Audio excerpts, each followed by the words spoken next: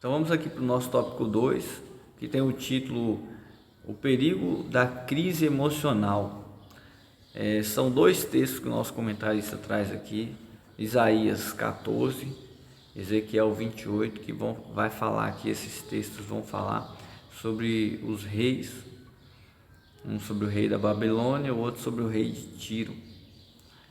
Quando ele fala sobre o rei da Babilônia, ele diz assim: tu dizias no teu coração, eu subirei aos céus, acima das estrelas de Deus exaltarei o meu trono. Então, olha a soberba do rei da Babilônia. E o outro texto, que é Ezequiel 28, diz assim: na multiplicação do teu comércio se encheu o teu interior de violência e pecastes, pelo que te lançarei profano fora do monte de Deus e te farei perecer.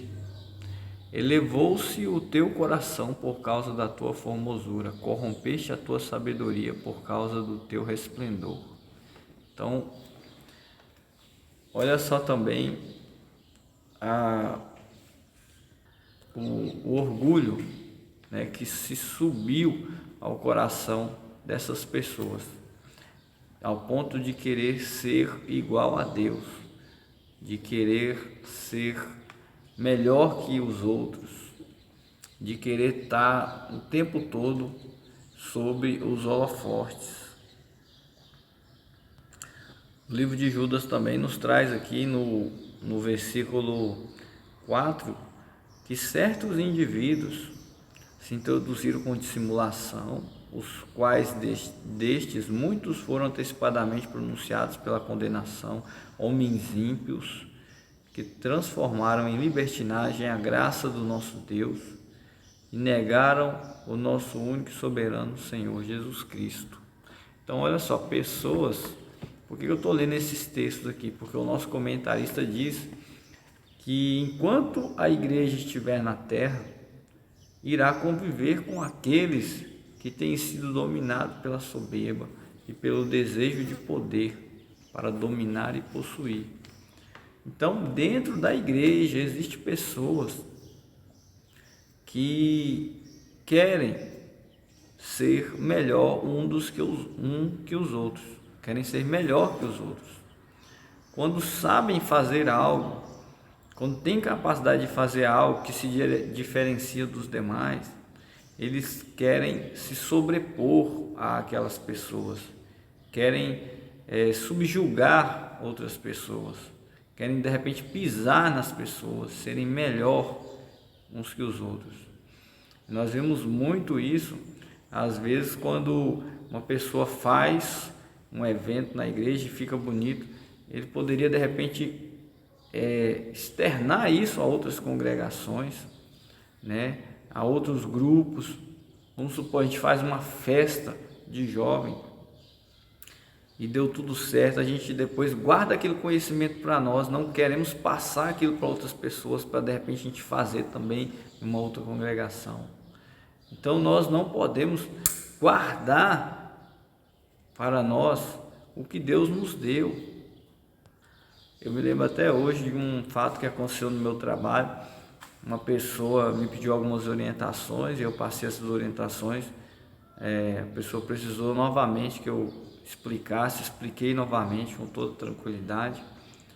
E quando essa pessoa precisou passar essa informação a uma terceira pessoa, ela passou a informação, a pessoa não entendeu, e quando perguntou novamente, ele já respondeu com arrogância, áspero, tratando a pessoa de uma maneira, né, subjugando a pessoa, como se a pessoa tivesse ali com deficiência de entendimento, né? Então foi uma coisa assim muito triste que aconteceu.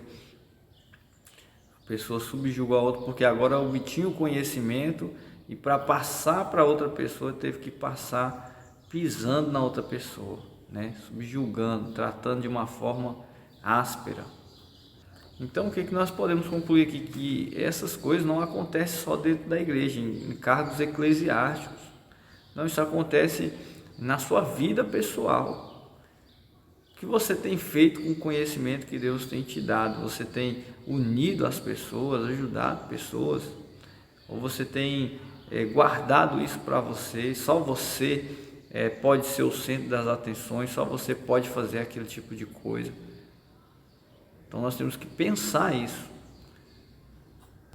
Porque se nós estamos guardando tudo isso para nós queremos chamar a atenção para nós mesmos. Eu vou dar o exemplo do rei Saul. O rei Saul, ele tinha tudo para dar certo. A Bíblia nos diz que Saul começou bem e terminou mal. Por quê?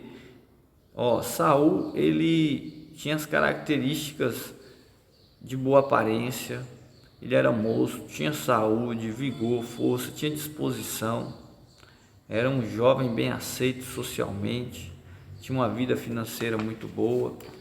Saul, ele foi escolhido pelo povo para ser rei, foi ungido por Deus para ser rei. Então tinha tudo para dar certo. A Bíblia chega a relatar que Saul tinha um bom relacionamento com Deus no início. Saul era temente a Deus, obediente a Deus. Mas depois que ele chegou no poder, o nosso tópico 2.2 nos mostra características emocionais que fizeram Saul tropeçar.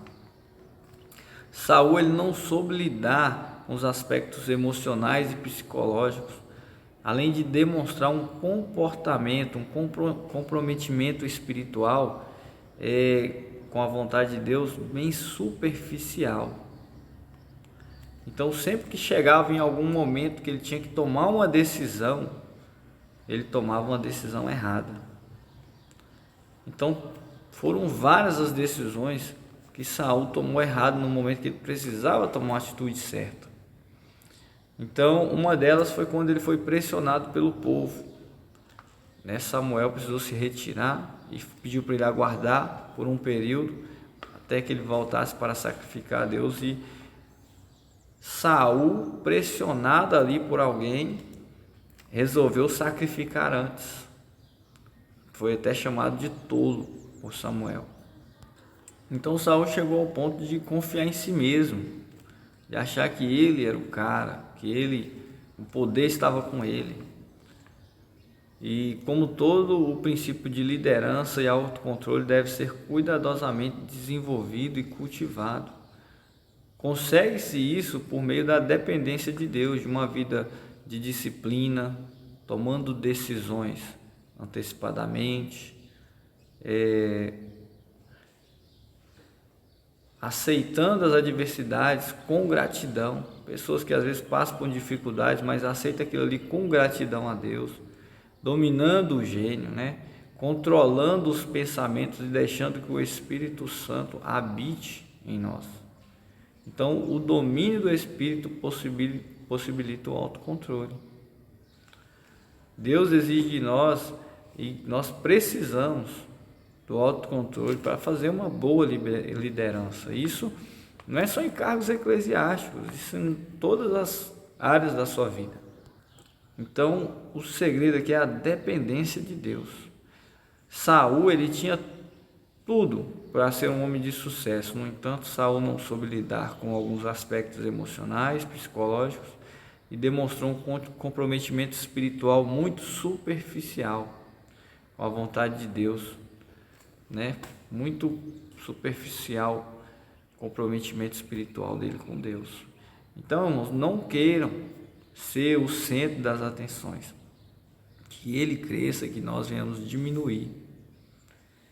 Espalhe o conhecimento, ajude as pessoas. Você foi chamado para essa obra, para abençoar vidas, para unir pessoas. Use tudo que Deus te deu na sua plenitude, o conhecimento. Abençoe vidas através do que Deus te deu. Então, vamos lá para o tópico 3, a crise emocional e a inversão de valores.